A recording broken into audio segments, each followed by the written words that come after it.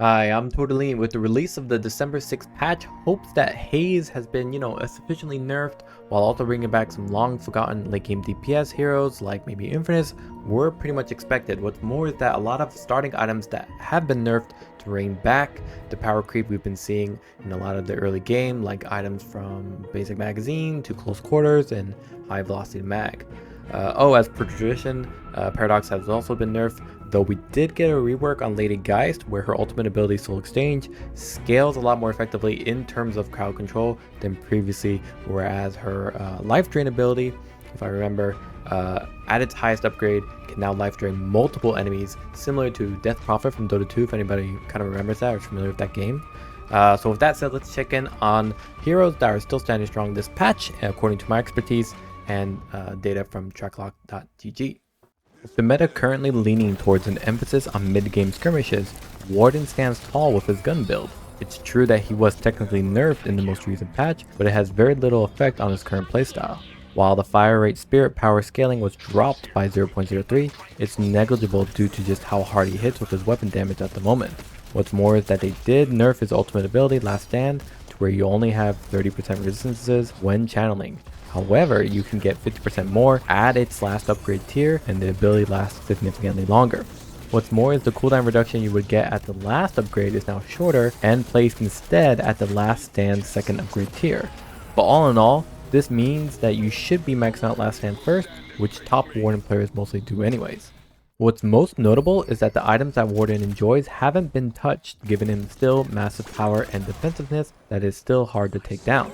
Items like Combat Barrier, Burst Fire, and Heroic Aura still give Warden great weapon damage, fire rate, and most importantly, movement to stay on top of the enemies when using Last Stand and to land weapon damage as the enemy flees slowly due to your 2 early upgrades in Flask. What's more is that items like Berserker have gotten buffed where it can now be upgraded to Frenzy, giving Warden even more movement speed, bullet resist to take over where Combat Barrier started, and a jump in fire rate when your health drops below 50%. All the while Last Stand builds his health back up from that 50% health condition to make Warden a very comfortable late game hero if he hasn't already closed out the match. Definitely consider an early Veil Walker if you want to start roaming and taking fights across the map once you've dominated your lane. Warden is still a strong laner because he hits hard, and the slow from his alchemical flask still takes stamina away from mispositioned enemies and is a great setup for you to launch Slowing Hex to then entrap the enemy with your Binding Word as you lay down heavy weapon damage. Mo Krill has been pretty underrated at the lower ranks, but he is a must-have at the higher levels. What's more is that in this patch, the Deadlock developers have said that they will start prioritizing at least 2 frontliners when possible. No one is quite sure which heroes are interpreted as frontliners per se, but I think it's safe to say that Mo Krill is probably one of them, so we're definitely going to see him in more matches. Previously, Mo Krill was able to use Burrow to go under Spectral Wall, and now in this latest patch, even if Spectral Wall props up while you are burrowing, you will not be hit. What's more is that Shoulder Charge from Abrams also no longer affects you while you are burrowed. MK keeps his spirit and bullet resist even after he gets out of burrow and starts spinning. So all of these buffs are giving this ability a lot of uniqueness in its value to ignore some common counters and counter initiations, while also keeping Mo Krill relatively tanky throughout their burrow duration and even more damage dealing from the spin. To be honest, it was pretty needed too, because when you unburrowed and started spinning, you're kind of trapped in that animation, so having some kind of protection was necessary. What's really amazing is the hero has been regularly buffed, especially his initiation assist tool combo, which has had its cooldown lowered back in October, its health gain buffed in November. Those 2 changes mean he's ganking a lot more and gaining a massive amount of health per successful gank, making him harder to kill as you go towards finishing your match. Now again, the meta is a lot of mid-game fighting, and Mo Krill sustained in the lane while having insane farming thanks to maxing out Burrow, picking up Cold Front, which does double damage to troopers and neutrals, as well as Torment Pulse means you have a hero that can gather up all his necessary items by the 20-24 minute mark, maybe shorter, and just fight. Quicksilver Reload is relatively necessary to keep your damage output going on top of your abilities, as well as Healing Booster to enable additional help for Scorn to scale in terms of healing. Lastly, the earlier you can get Phantom Strike to combo with your combo ability, unintended, the more successful you'll be with your ganks. Now it's important to mention that this patch also introduced Healbane being an upgrade to Leech, so for Mo Krill who relies on Scorn to sustain in fights, this is a massive detriment because enemy lineups are more readily picking up Healbane if they know they'll build Leech down the line. So Mo Krill is definitely affected by this new item convenience. That said, he's always had a strong sustain during the laning stage thanks to Scorn, especially with it now healing instantly rather than across a full second, and the disarm from Sandblast. It's just now his mid game is also up to snuff too. It's true that Haze was nerfed this patch, but in many ways she hasn't been affected enough to bring down her superior mid-game damage. For starters, her bullet dance now dealing scaling spirit damage is still incredibly strong right from the first upgrade that still doubles your base spirit damage, and you can still use items during it. What's more is that Smoke Bomb still gives 5 MS at its first upgrade and doesn't break when you use items. So all these changes aligns with the meta where instead of playing as an ultra late game hero, you're looking more at being an active mid game damage dealer that can take most targets from just her ultimate ability and a single upgrade in Smoke Bomb.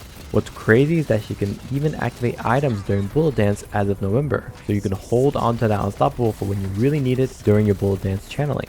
So all in all, the hero is still very strong with just items like Combat Barrier, Swift Striker, Bullet Lifesteal, and Quicksilver Reload. These items also help you scale into the late game where you start looking at Unstoppable, Lucky Shot, Burst Fire, etc. I would say with the recent nerfs, we might not see her as reliably picked at the Infernus level, but for sure she's a menace still at the lower ranks where people are just not as reactive or coordinated in quickly shutting her down. Now, she can be countered, though I'm sure people in the comments will disagree, but you're looking at essentially someone who is a glass cannon in that she really has no health pool and her early laning is actually not as strong as some other heroes. Of course, until she gets unstoppable, heroes like Mo Krill or Lash, heroes with stuns, help shut her down from her ultimate ability before it rips you apart. When it comes to honorable mentions, I think Infernus' latest changes have definitely sparked some interest in his current build. Typically, we see a lot of Infernus players building Toxic Bullets, Soul Shredder Bullets, and maxing out Afterburn to go for that late game fights. With the latest changes to Infernus this patch, we can see that the hero is now a lot more offensive and scales better in terms of damage before reaching the late game. For example, his Afterburn getting a bit more spirit scaling, thus a bit more efficient to farm with it. More importantly, his Flame Dash now becomes a charged ability at its level 3 upgrade and received a 15-second cooldown reduction. So right off the bat, we're seeing Infernus players max that out first, and you can farm with it as well as use it to maneuver around the map very quickly. And now that it gains charges, the hero can rush out items like Extra Charge and Rapid Recharge for a literal 3-second cooldown, as that Flame Dash's cooldown starts counting down when you cast Flame Dash, not after it finishes. I am not 100% sure if this makes the hero among the best, but it's definitely an up-and-comer and worth exploring. You are maxing out Flame Dash first before continuing the max out Catalyst, and then Afterburn while picking up your usual items after Rapid Recharge like Duration Extender, Spirit Lifesteal, Toxic Bullets, and Mischief Vulnerability, etc. Let's also mention that Leech comes with a prerequisite for Healbane, which is just perfect for Infernus, who usually builds Leech in the late game and helps deal with a lot of popular lifestealing and healing heroes this patch.